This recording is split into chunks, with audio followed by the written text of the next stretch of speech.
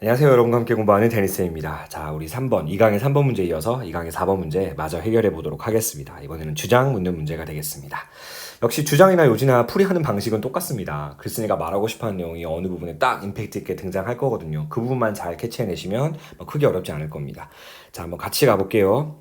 As far as differentiating for readiness is concerned. 이거 많이 쓰는 표현은 아니지만 약간 잘난 체하거나 젠 체하면서 쓰는 표현인데 일단 표현 정리부터 하고 들어갈까요? 자, as far as 다음에 주어가 등장하고요. be concerned 쓰게 되면 주어에 관하여 말하자면 주어에 관한 한 이런 표현입니다. 지금 그럼 주어 자리에 등장한 표현이 뭔데요? differentiating for readiness. 조금 어려운 개념인데 readiness라는 건 교육학적인 용어로 준비도라는 거예요. 야, 이 학생의 학습에 들어가기 앞서서 이미 알고 있는 내용들, 얼마나 준비되어 있는지 여부, 이런 걸 우리가 학습 준비도라고 하는데, 그 학습 준비도를 영어로 readiness라고 합니다. 즉, 학습 준비도에 맞게 differentiating, 차별화하는 거죠. 구별화하는 거예요. 그래서 학습 준비도에 맞게 구별화하는 것에 관한 한 이 얘기가 되겠죠. I have always heard, 나는 항상 들어왔습니다. 뭐라고요? Teachers, 선생님들이 should teach, 가르쳐야만 한다고요. 잠깐만요. 여러분, 선생님이 should가 등장하면 좀 주의를 기울이라고 했는데 이게 지금 작가의 생각의 should입니까? 내가 들었다는 거죠. 대체로 이런 것들은 통념의 가능성이 높아요. 많이들 들어왔어요. 하지만 아닙니다. 라는 식으로 나오는 경우가 많습니다. 선생님들이 should teach to the top of the class. 학급의 최상위층 학생들을 가르쳐야 한다라고 나는 정말 많이 들어왔다는 이야기예요. However, 등장하잖아요. 거 보세요. 그러나 word choice, 단어 선택이라든지 pacing, 속도 조절이라든지 우리 페이스를 맞춘다는 표현 쓰잖아요. And expectations, 그리고 기대 수준, 기대치 같은 것들은 must fairly challenge, 상당히 도전을 부여해야 하는 거지. But not 그렇다고 해서 over challenge each student. 각각 학생들을 지나치게 도전시켜서는 안 된다는 거예요. 그럼 작가가 말하고 싶어하는 바가 조금 나온 것 같은데. 준비도에 따라서 차별화하는 것은 좋은데 그렇다고 해서 정말 잘하는 친구들한테만 맞춰서 수업을 진행해요. 그러면은 수업 시간에 자는 아이들 엄청 많아질 것 같은데. 그러니까 단어 수준, 속도 조절, 기대치 이런 것들이 어느 정도 도전시킬 수 있는 건 좋은데 not over challenge. 너무 많이 도전시켜서는 안 된다는 거잖아요. 그죠? 그럼 어떻게 해야 되는 거지? 이제 좀 본격적으로 주장이 나오려나? 나옵니다. 보세요. Teachers should match. 이 부분이네요. 선생님들은 일치시켜야만 합니다. 적합하게 만들어야 합니다. 지금 이게 핵심적인 표현이에요. 우리 match란 표현은 보통 이렇게 많이 씁니다. match A to B. A를 B에 맞추다 이런 거죠. 그래서 instruction and assessment as closely as possible. 자, 그러니까요. instruction 수업과 그리고 assessment 평가를 as closely as possible 가능한 한 아주 밀접하게 어디에 관련시키는 거라고요? 어디에 연결시키는 거라고요? 학생들의 준비도와 능력에 연결시키는 거라고요. 그러면 학생들의 준비도의 상태에 따라 학생들의 준비도가 낮으면 수업을 더 많이 해주셔야 되고요. 학생들이 이미 준비가 많이 되어 있다면 수업은 간략하게 해도 되겠죠. 능력이 출중하다면 조금만 해줘도 될 거고요. 능력이 좀 부족하다면 많이 해줘야 될 거고요. 즉 학생들의 준비도와 능력에 따라서 결국 수업과 평가를 일치시켜야 한다는 거죠. 사실 말하고 싶어하는 내용 다 나온 것 같은데요. 학생들의 수준에 맞추어서 교사는 수업을 해주어야 한다. 이런 거잖아요. 수업도 해주고 평가도 해야 한다. 그런 취지의 보기 한번 바로 가봐도 될까요? 왜냐면 그 뒷부분에는 사실상 딴 얘기 나올 수가 없습니다. 역적 연결어가 안 보이거든요. 그럼 바로 1번부터 보기 가볼게요. 학생의 학업 성취도의 변화를 꼼꼼히 기록해야 한다. 이런 얘기 없습니다.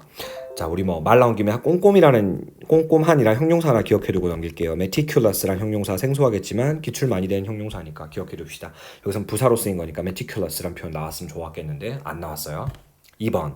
과목별 특성에 따라 지도와 평가 방법을 다양화해야 한다. 이게 지금 과목별 특성에 따라서 그렇게 하는 건 아닙니다. 3번이요.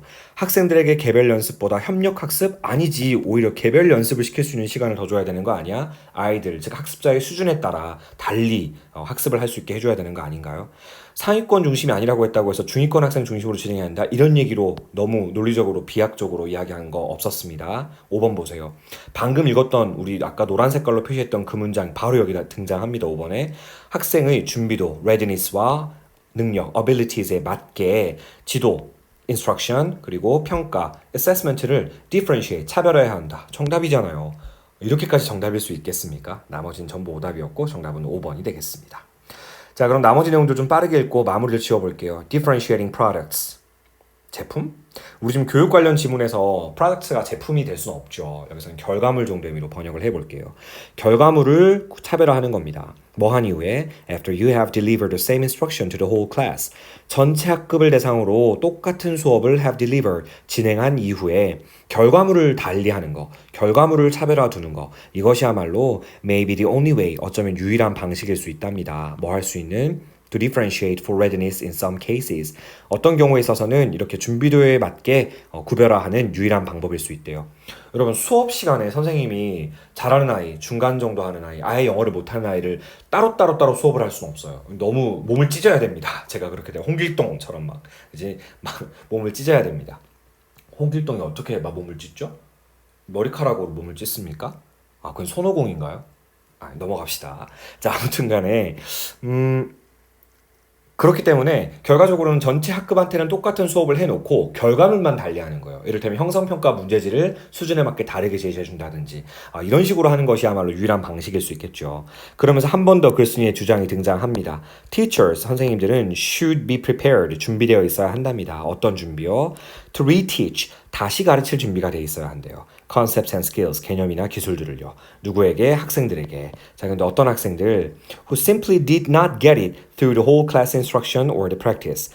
그러니까 전체 학급의 수업이나 혹은 전체 학급의 그런 연습을 통해서 did not get it, 제대로 이해해내지 못한 그런 학생들을 위해서는 개념과 기술을 다시 가르칠 준비가 되어 있어야 한답니다. 선생님은 언제든 준비되어 있어요.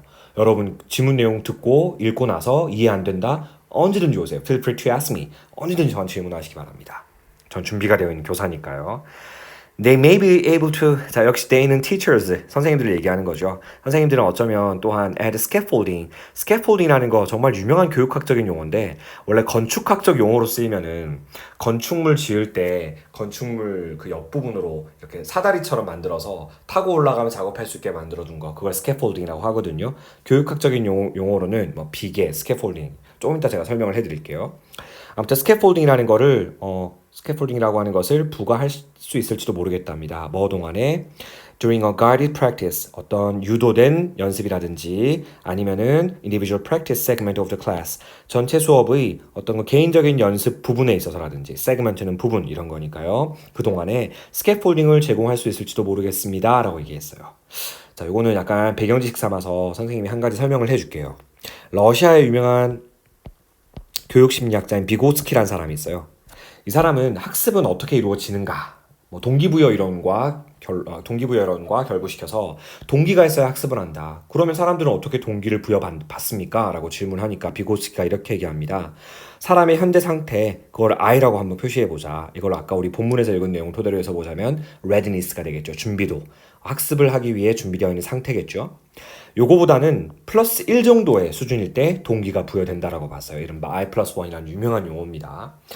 그 1 플러스, I 플러스 1 정도, 자기 현재 수준보다는 약간 더 높은, 그러니까 아까 전에 우리 표현한 거에 따르자면은 어느 정도 fairly challenge 정도 되는 거죠. Not over challenge 정도 되는 거예요. 만약에 I 플러스 2면 너무 over challenge죠. I 마이너스 1이다. 이거는 너무 쉬운 거, 너무 easy한 거예요. 그래서 I 플러스 1이 딱 적당하게 챌린지 시켜주고 있는 거죠. 그러면은 이 I 플러스 1이라는 것이 이루어질 수 있도록 하기 위한 방법은 무엇이냐? 라고 물었더니 방법적인 측면에서 바로 스캐폴딩이라는 개념을 제시합니다.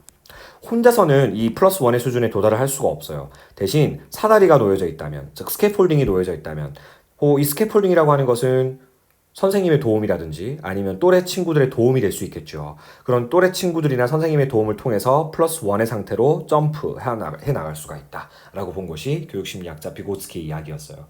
지금 이 지문하고 굉장히 관련성 있는 지문이고 과거에 기출된 적도 있는 개념이기 때문에 머릿속에 한번 정리를 해두실 필요가 있겠습니다. 개별 학습에 관한 지문이었어요. 좋습니다. 자, 어떻게 변형하면 좋을지를 간단하게 한번 살펴볼게요. 뭐 크게 어려운 지문이 아니었고 많이 나오는 주제이긴 했습니다. 어휘 묻는 문제 한번 생각해 볼게요. 일단은 어느 정도 상당히 도전시키는 건 좋은데 너무 도전시키는 건 안 되는 거였죠. fairly challenge 할 때 fairly 상당히 정도의 부사 표현 봐두시고요. 선생님은 가능한 한 밀접하게 학생들의 준비도와 능력에 맞추어서 어떤 그 수업과 그리고 평가를 맞춰야 한다는 얘기 있었죠. match라는 단어도 봐두시기 바랍니다.